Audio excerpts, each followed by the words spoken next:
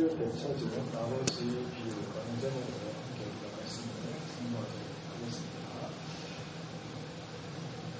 세 가지 비유가 누가복음 15장에 기록되어 있는데, 여러분 잘 아시는 대로 이런 양과 관련한 비유, 그리고 잃어버린 드라크마와 관련된 비유, 그리고 세 번째 잃어버린 아들과 관련된 비유.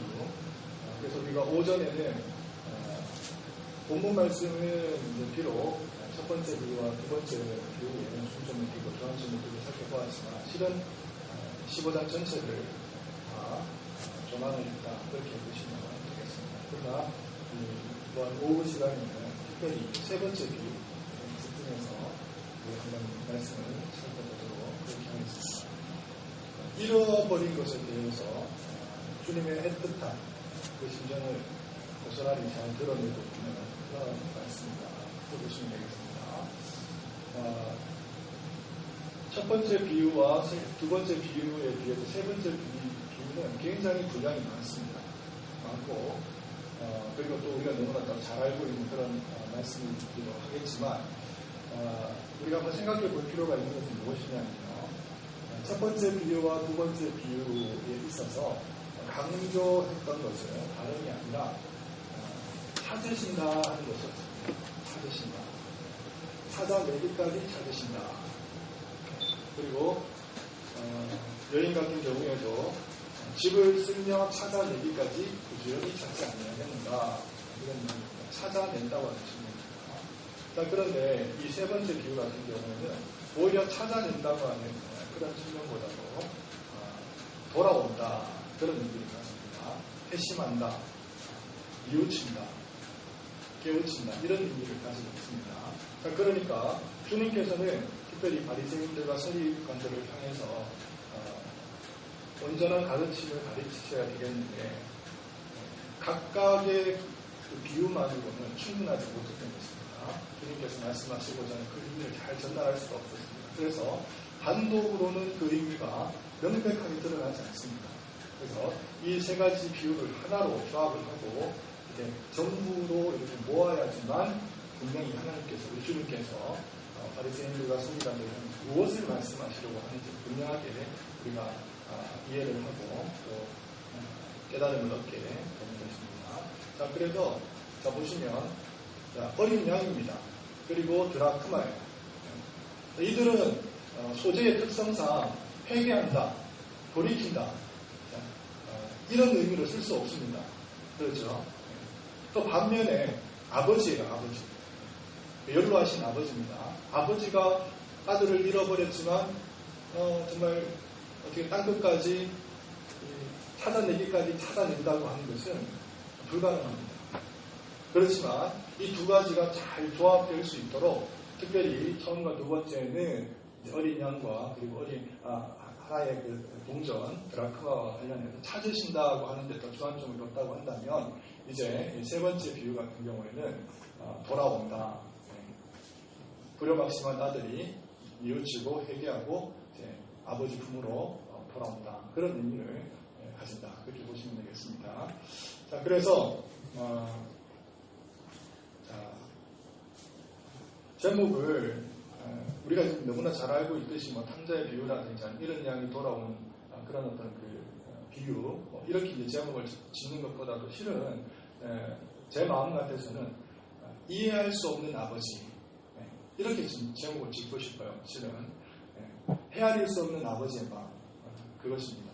그래서 우리가 이제 세 번째 비유 11절로 32절까지 말씀인데, 제가 이렇게 하겠습니다. 이 본문 말씀을 더 명확하게 그 성경이 가지고 있는 의미를 우리가 이해하고 드러내기 위해서 제가 마치 성경 공부를 하듯이 질문을 던지고 여러분이 찾고 대답하는 식으로 제가 지금 안내를 하겠습니다. 그래서 그렇게 한번 해보도록 하겠습니다. 우리가 이제 본문 말씀이 생각보다는 상당히 좀 장황하기도 하고 또 분량이 좀 꽤나 넓습니다. 그래서 그렇게 한번 해보도록 하겠습니다. 괜찮으시겠죠? 그래서 한번 해보도록 하겠습니다. 제가 지금 계속해서 목사님 눈치를 보고 있는데 제가 질문하고 이렇게 답하는 방식은 목사님만 계시지 않았을 때는 거의 하지 않았잖아요. 그죠? 근데 목사님 오시자마자 이렇게 제가 주일로 첫날에 이렇게 질문을 던지게 되는데 양해를 구하겠습니다. 자, 한번 보겠습니다. 제가 질문을 하나 여러분들 던져드리겠습니다. 크게 이제 세 본문으로 우리가 나누어서 보겠습니다. 둘째 아들의 방탕, 그리고 아버지의 마음, 그리고 큰 아들의 반항, 이렇게 이제 세 가지로 나누어서 보겠는데, 첫 번째 둘째 아들의 방탕에 관련된 부분입니다. 그러면 둘째 아들이 아버지에게 요구한 것은 무엇인가? 자, 12절에 있습니다. 한번 보시겠습니다. 12절. 아버지에게 요구한 것이 무엇입니까? 아버지요. 자, 재산 중에서 내게 돌아올 분깃을 내게 주소서. 그렇게 되어 있습니다. 그렇죠? 그래서 아버지가 그 살림을 각각 나누어 주었더니 아버지에게 요구한 것은 자신의 분깃이었다. 자, 두 번째입니다. 둘째 아들이 그 돈을 가지고 한 일은 무엇입니까? 이렇게 제가 질문을 던지겠습니다. 13절 보시면 무슨 일을 했습니까? 재물을 다 모아가지고 먼 나라에 가서 거기서 허랑방탕하게 재산을 다 나누게 하였다. 이렇게 되어 있죠. 자, 그가 둘째 아들이 그 돈을 가지고 이제 한 일입니다. 그가 최후에는 어떻게 되었습니까? 13절 말씀 허랑방탕하게 되었다. 15절 말씀 그 나라 백성 중 한 사람에게 붙여 사니 비로부터 살게 되었습니다. 그가 그를 들러보내어 돼지를 치게 하였습니다. 돼지치기가 되었고 16절 보겠습니다. 돼지 먹는 지역 열매로 뼈를 치우고자 하되 주는 자가 없습니다. 줄여주는 단계까지 보게 되었고요. 17절 말씀 하반절 나는 여기서 줄여 주는구나. 이렇게 되어 있습니다. 그렇죠? 자, 이 본문이 시작할 당시만 하더라도 둘째 아들은 어떤 신분이었습니까? 아버지의 아들이었습니다. 그런데 이제 15절 가서는 이방 백성이 되었다가 16절 가서는 돼지를 치는 자가 되었다가 이제 마침내 돼지보다 못한 신세로 전락하는 모습을 여러분은 보시게 됩니다. 자, 이제 두 번째 단락 아버지의 기쁨입니다. 아들이 뉘우치고 돌아옵니다. 자, 제가 질문을 던집니다. 둘째 아들이 돌아왔을 때 아버지의 반응은 무엇이었습니까? 자, 20절 한번 보겠습니다. 아버지의 반응은 아직도 거리가 먼데 아버지가 그를 보고 측은히 여겨 달려가 목을 안고 입을 맞추었다. 이렇게 되어 있습니다. 목을 안고 입을 맞추었습니다. 자, 22절에는 어떻게 되어 있습니까? 종들에게 이르되 제일 좋은 옷을 내어다가 입히고 손에 가락지를 끼우고 발에 신을 신으라. 옷을 입히고 가락지를 끼우고 발에 신을 신기오라. 말씀을 하셨습니다. 23절입니다. 그리고 살찐 송아지를 끌어다가 잡으라. 우리가 먹고 즐기자. 이렇게 아버지께서는 반응하셨습니다. 아버지가 이렇게 반응한 이유는 어디에 있습니까? 24절입니다. 이 내 아들은 죽었다가 다시 살아났으며 내가 잃었다가 다시 얻었노라. 죽은 아들이 살아났기 때문에 이렇게 흥겹고 즐거워하지 않을 수가 없었던 것이죠. 자, 이제 세 번째 단락입니다. 큰 아들의 분노가 되겠습니다. 25절 이하의 말씀인데요.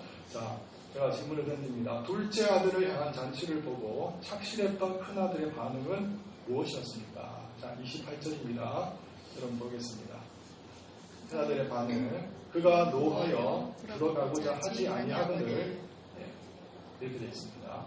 굉장히 지금 이제 분개했다. 지금 아버지에 대해서 원망하고 있다. 불평하고 있다. 그 다음에 큰아들이 분노한 이유는 어디에 있습니까? 29절 아버지께 대답하려 이르되 내가 여러 해 아버지를 섬겨 명을 어기며 내게는 염소 새끼라도 주어 나와 내 것으로 즐기게 하지 아니하였나이다.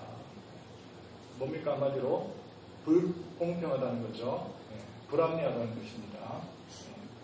자, 그 다음에 세 번째 큰아들을 향해 아버지는 어떻게 설득하고 있습니까? 31절, 32절 말씀.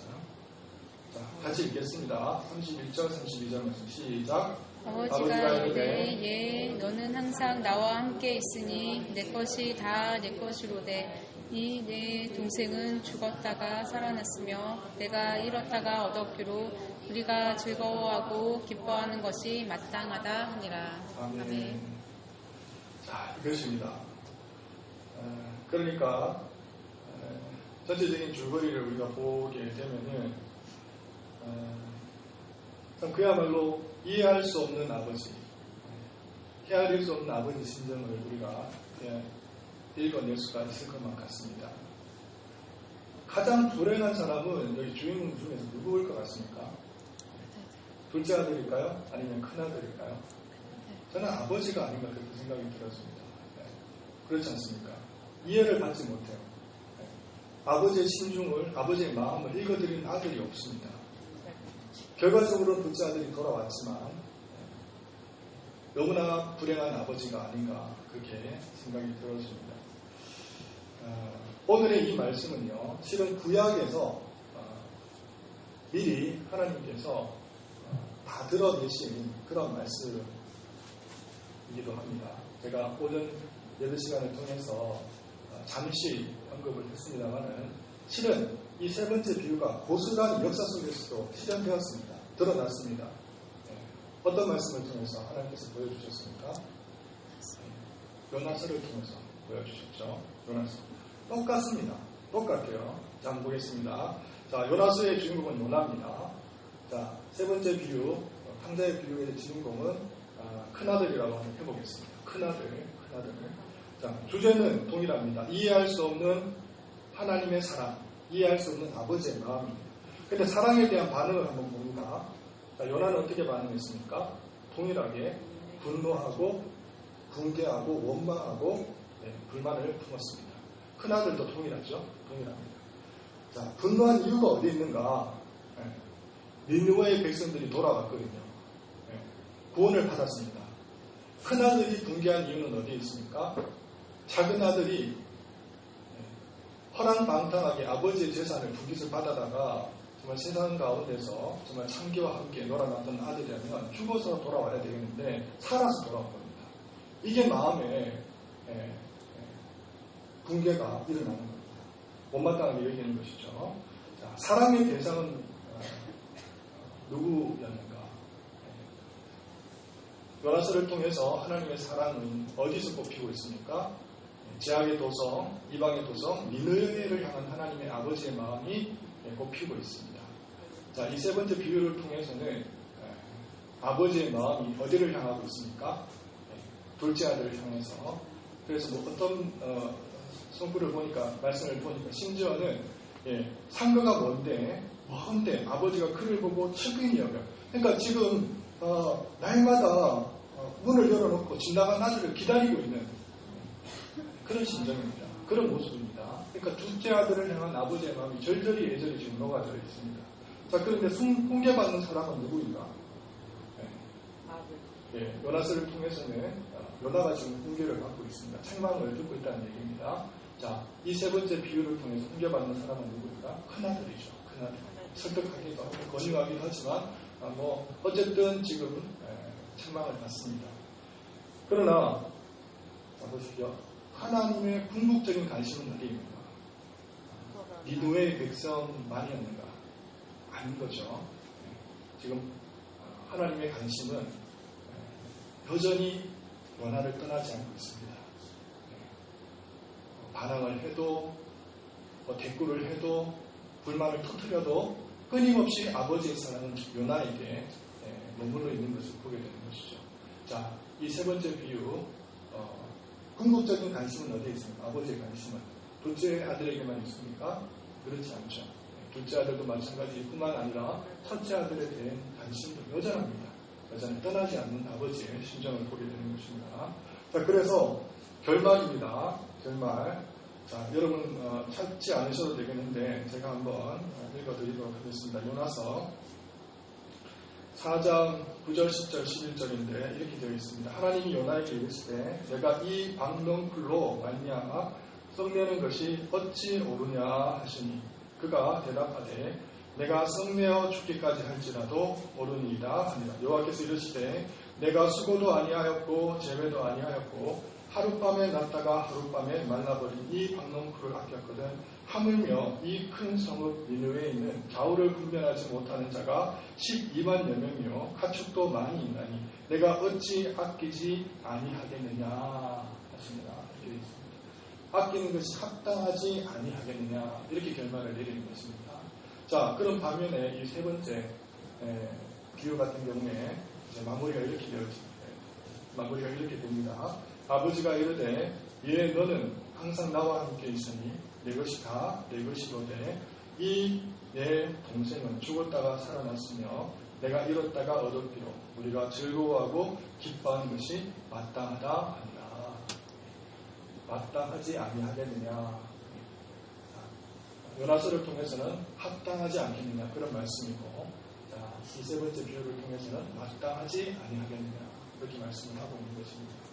그러니까 참 실제적으로 우리가 그 하나님 아버지의 그 마음을 이해할 수 없는 것은 어쩌면 요나를 향한 아버지의 마음 그리고 큰아들을 향한 아버지의 마음이 아닌가 그렇게 생각이 들어지는 것입니다. 아버지의 마음을 알아야 됩니다. 아버지의 심정을 우리가 읽어드려야만 하는 것입니다. 그런 의미에서 많은 사람들은요 성경이 그것을 대언하고 증언하고 있지만 아버지를 모른다고 하는 데 있습니다. 문제는 우리가 신앙생활을 할 때 때로는 우리가 실족하고 또 시험에 들고 또 어떻게 보면 신앙으로부터 멀어져 가는 그 이유가 어디에 있느냐면 결과적으로는 우리가 아버지를 아버지대로 제대로 알지 못하기 때문에 그런 것이거든요. 그래서 마태복음 25장 같은 경우에도 한 달란트 받은 종이 뭐라고 기부를 합니까? 당신은 굳은 사람이라 인색한 사람이라 심은 것에서 거두고 또 해치우는 데서 모으는 줄 내가 알지 아니하였다. 그렇게 얘기를 하고 있습니다. 그래서 하나님은 어떤 분이신가? 하나님은 어떤 분이신가? 잘 알아야 됩니다. 자, 둘째 아들은 어떻게 아버지를 여겼습니까? 둘째 아들은 아버지를 떠날 때 아버지는 멀리 계신 분이시고 어려운 분이시고 그야말로 인색한 분이시고 냉정한 분이시고 차가운 분이시고 공포스러운 아버지라고 얘기했습니다. 또 큰아들은 어떻게 얘기했냐면 아버지는 나의 행위를 본다고 생각했습니다. 나의 행위를 보고 내가 노력하는 만큼 아버지께 순종하는 만큼 나를 사랑하고 나를 인정해 줄 것이라고 생각을 하고 열심히 살았습니다. 그야말로 정말 탐을 달지 않고 거역 한번 하지 않고 정말 부지런히 살았습니다. 그런데 둘째 아들도 마찬가지고 첫째 아들도 마찬가지고 아버지를 제대로 몰랐다는 겁니다. 아버지는 그런 분이 아니셨던 것이죠. 성경은 우리에게 얘기를 합니다. 하나님은 우리 인류와 더불어서 언약을 맺으셨는데 최초의 언약이 창세기 2장에 나옵니다. 너희들은 동산 각종 나무의 열매를 다 먹되 선악을 알게 하는 나무는 먹지 말라고 하셨습니다. 먹는 날에는 정령 죽으리라. 이것이 인류와 맺은 첫 번째 언약입니다. 약속입니다. 이를 행위 언약이라 그렇게 얘기를 합니다. 이후에 이제 믿음의 조상들 가운데 노아와 더불어 언약을 하시고 또 아브라함을 더불어 언약을 하시고 이삭을 더불어서 야곱을 더불어 대표적인 인물을 통하여서 하나님께서 언약을 주셨습니다. 그리고 특별히 이스라엘 백성들을 택하신 이후에는 모세를 통해서 시내산에서 언약을 주셨고 모압 강량에서 언약을 주셨습니다. 이후에 왕정 시대가 된 이후에도 다윗을 통해서 솔로몬을 통해서 계속해서 언약을 갱신해 나가셨습니다. 자, 그런데도 불구하고 여러분 잘 아셔야 되는 건 뭐냐면 하나님은 이 행위 언약이라고 하는 건 우리가 순종하면 살고 주의 말씀을 따라 순종하지 아니하면 결국은 영벌에 처한다고 하는 이 말씀이 변함이 없다, 변개함이 없다. 한 번도 이 말씀을 하나님께서 취소한 적이나 포기하신 적이 없다고 하는 걸 우리 분명히 기억해야 됩니다. 행위 언약은 영원합니다. 영원합니다. 자, 그렇기 때문에 그 다음 하나님께서 창세기 2장 이후에 하나님께서 약속하신 원시 복음이라든지 아니면 노아를 통해서 하나님께서 허락하신 언약을 체결하신 언약이라든지 아브라함을 통해서 체결하신 언약이라든지 믿음의 족장들을 통해서 체결하신 그 언약의 말씀들이 다 어떤 의미를 가지고 있느냐면요. 은혜를 담고 있습니다. 은혜를 담고 있어요. 자, 그러니까 자 보십시오. 행위 언약이 계속 흘러갑니다. 인류 역사 가운데 마지막 심판 때까지 이 행위는 변개치 않습니다. 절대 포기치 않습니다. 취소되지 않습니다. 그래서 이 행위 언약대로 하나님께서 심판하신다는 겁니다. 특별히 신의 언약에서 우리에게 가르쳐 주시고 선언해 주시고 그 율법대로 마침내 마지막 날에 하나님은 심판하십니다. 공포의 하나님이시죠. 두려운 하나님입니다. 이스라엘 백성들은 하나님을 바라볼 때 아버지를 바라볼 때 어떤 시선으로 바라보았냐면 이것만 바라본 겁니다. 이것만. 행위 언약. 네. 그러니까 참된 믿음을 가질 수가 없었던 것이죠. 실족했습니다. 넘어졌습니다. 너무 버거우니까 힘드니까 율법을 놓아버렸습니다. 불순종하게 됩니다. 방황하게 됩니다. 그래서 둘째 아들이 나타나는 겁니다. 그런데 계속해서 하나님께서 언약을 체결하시고 갱신하시는데 그 언약의 의미는 어떤 의미를 가지고 있느냐면 내가 이 언약, 다시 말하면 인류와 체결된 이 언약을 전적으로 일방적으로 내가 모든 언약들을 다 책임지겠다. 그겁니다. 예수 그리스도가 이 땅 가운데 오신 이유가 어디에 있습니까? 이 행위 언약을 마침내 인류의 대표로서 달성하시고 성취하시기 위해서 이 땅에 오셨습니다. 그러니까 우리는 무엇만 하면 되느냐 하면 모든 언약의 중보자 되시고 우리의 모든 교회의 머리 되신 인류의 대표 되신 우리 주 예수 그리스도만을 바라보고 그분을 의지하고 의탁하고 그분을 믿기만 하면 되는 것입니다. 그러면 그분께서 달성하신 성취하신 모든 공로와 그리고 모든 업적들이 공적들이 곧 누구의 업적이 되느냐 우리의 업적이 되고 우리의 공적이 되는 것입니다. 이것이 믿음입니다. 그래서 하나님 아버지를 어떻게 보느냐 늘 인색하고 굳은 분이고 냉정하고 차갑고 공포스러운 하나님으로 바라볼 때는 우리가 우리 삶 속에서 아름다운 열매가 맺어질 수 없는 겁니다. 아버지가 떨어지면 떨어지지 멀어지면 멀어지지 가까워질 수가 없습니다. 그러나 그 공포스러운 하나님은 여전합니다. 심판하시는 하나님은 여전하지만 그럼에도 불구하고 이 율법을 둘러싸고 있는 이 공의를 둘러싸고 있는 궁극적인 하나님의 모습은 무엇인가 하면 인애와 자비와 긍휼이 무궁하신 사랑의 하나님이라 하는 것입니다. 우리를 대하시는 하나님 아버지는 늘 지금도 집을 떠나서 방황하고 있는 그 아들이 언제나 돌아올까 오늘이나 돌아올까 그 문을 열어놓고 언제든지 돌아오면 그 아들을 가슴에 품고지 않은 마음으로 기다리시는 그 아버지가 궁극적인 우리의 아버지가 되는 것입니다. 사랑하는 성도 여러분, 여기에 우리의 깊으신 하나님의 은혜가 있습니다. 아버지는 자비로우시고 긍휼이 풍성하시고 노하기를 더디하시고 인애와 진실이 많은 아버지입니다. 그분이 여호와입니다. 그분이 언약의 하나님이 되는 것입니다.